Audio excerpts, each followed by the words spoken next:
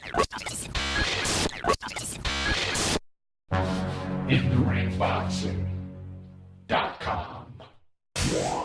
Prospect Showcase.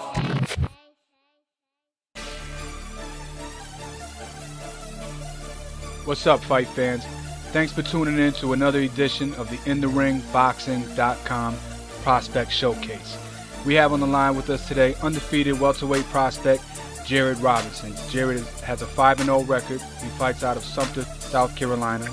He's scheduled to fight again at the Buckhead Theater in Atlanta, Georgia on July 15th. Jared, great to have you on the Prospect Showcase today. Great to be here. Thanks, Philip. No problem. So, Jared, before we get into the specifics of your next fight, I think we should get the fight fans acquainted with you and your background. How'd you get started in boxing? I got started in boxing just out of desire to want to compete. Wanted to play a sport. Maybe I had an interest in football, basketball, but I was too small for football, too short for basketball. So boxing gave my own weight class and my own individualism. Okay.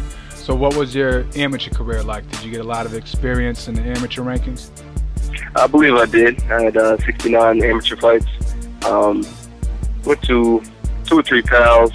Made it to 2008 National USA Men's Championship.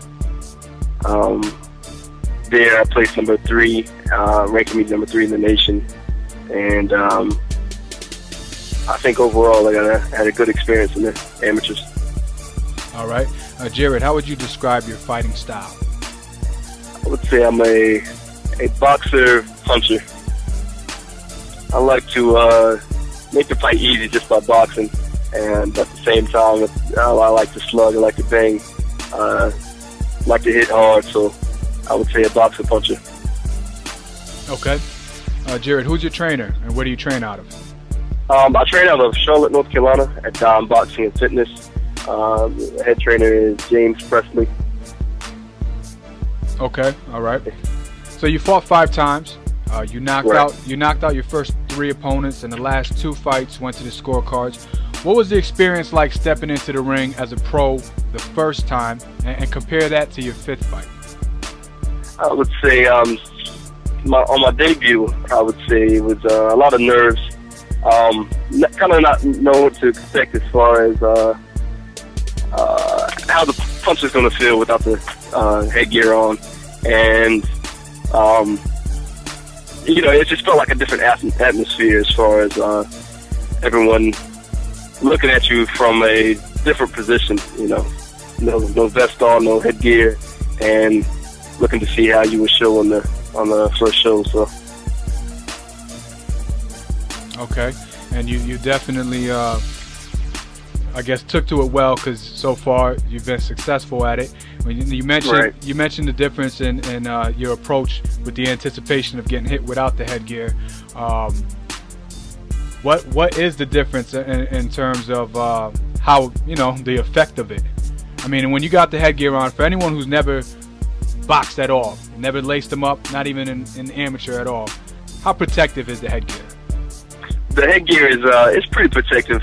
You feel a little bit more secure going in with headgear, and until you get used to it. I mean, to answer your question again, in my 5th fight, I felt like I was at home pretty much getting into the ring without headgear. I felt like I stepped into myself a little bit more as a professional, and that wasn't an issue so much anymore.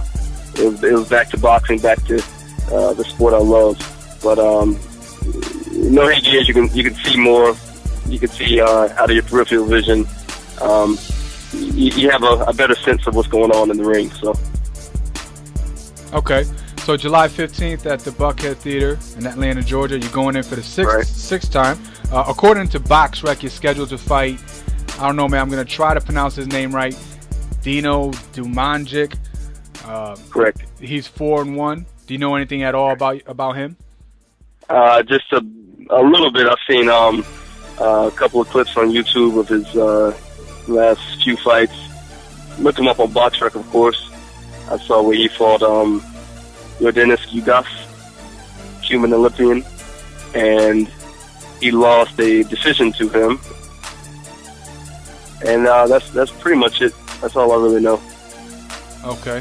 From what you saw, what do you expect from him to bring to the table, or what do you think is going to be your greatest asset against him? I think my greatest asset against him would be my jab. Really utilize my jab properly. From the clips that I've seen, that he's very crafty as far as wanting to mix it up a little bit inside the ring, in the middle of the ring. Throws a lot of punches. He's someone has the boxing style, and he's more of a counterpuncher, I believe. So I'm going to have to utilize those what I saw in the clips on that night on the 15th. Okay. Jared, what would you say is the most difficult thing about being a boxer? I would say the most difficult thing is just the mental side of boxing. You know, and that's with any sport, with anything really. But just having the confidence, gaining confidence, keeping the confidence, and with the confidence, it opens up many doors, and you're able to grow from that. So I would say in boxing, staying focused and on the mental aspect of boxing and growing from that.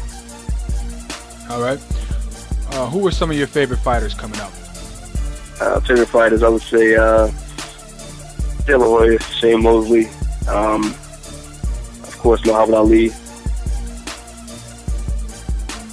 Okay. Jared, what position would you like to be at in your career by the end of next year? The end of next year, I would say 15-0, 20-0.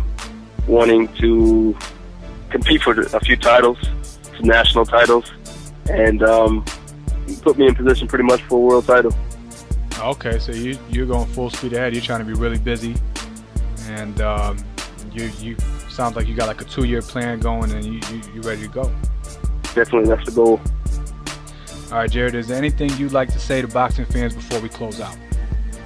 I would just say, just keep my name in their heads. Look out for me. I'm definitely training hard.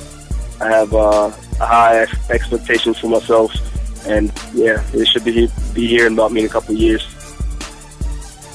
Okay, fight fans, that was the undefeated welterweight prospect Jared Robinson.